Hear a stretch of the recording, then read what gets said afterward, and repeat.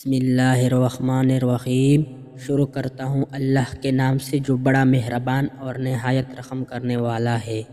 منزلیں چاہے کتنی ہی اونچی کیوں نہ ہو، راستے ہمیشہ پیروں کے نیچے ہی ہوتے ہیں۔ کہ اگر خوبصورت ہے منزل تیری تو نہ کر راستوں کا خوف۔ خوبصورت منزلوں کو راستے اکثر ویران ہوا کرتے ہیں، جن میں تنہا چلنے کی حوصلہ ہوتے ہیں۔ ایک دن انہی کے پیچھے قافلے ہوتے ہیں کہ کامیابی پانے کے لیے کچھ وقت آپ کو بھی گمنامی کاٹنی پڑے گی، کہ گمنام شخص ہی ہمیشہ لیڈر بنتا ہے۔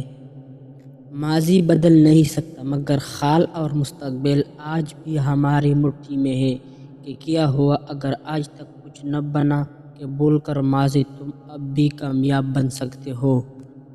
محنت اتنی خاموشی سے کرو کہ کامیابی شور مچا دے، کہ اپنی ہار جیت کبھی بھول کر بھی کسی کو مت بتانا، کہ دشمن آج بھی تمہارے گرانے کے لیے کوئی روپدار بیٹا ہے۔ تھوڑا وقت اور ٹھہر جا، شور بھی ہوگا اور نام بھی، کہ کچھ وقت رکھ صبر، بعد تکلیفوں کے بعد ہمیشہ سکھ ہی ہوا کرتے ہیں۔ خواب جن کے اونچے اور مست ہوتے ہیں، امتحان بھی ان کے زبردست ہوتے ہیں۔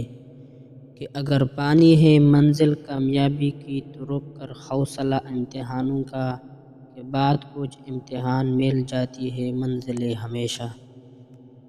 انسان ہمیشہ تکلیف میں ہی سیکھتا ہے، خوشی میں تو پرانے سبق بھی بھول جاتا ہے۔ کہ تکلیف نہ ہوتے گر زندگی میں تو انسان رب کو یاد کیسے کرتا، کہ انسان تو ہر لمحہ خوشی میں غافل ہو جاتا ہے۔ اگر تم ہارنے سے نہیں ڈرتے تو تمہیں کوئی ہرا نہیں سکتا۔ ہمیشہ رکھو مثبت سوچ اپنی زندگی میں، کہ ناکام لوگ اکثر اپنی منفی سوچ کے سبب ناکام ہوتے ہیں۔ کامیابی کے لیے حوصلہ کیسے رکھیں، کہ جناب کامیابی پانے کے لیے صرف 2 چیزوں کو تھام لے تو کامیابی آپ کا مقدر بن جائے گی، کہ وہ 2 چیزیں ہیں صبر اور یقین۔ منزل پانے کے لیے جو صبر درکار ہے وہ رکھ خود میں، اور یقین رکھو اس پاک رب کریم کی ذات پر، کہ کامیابی کے لیے کن وہی سے پکارا جا سکتا ہے۔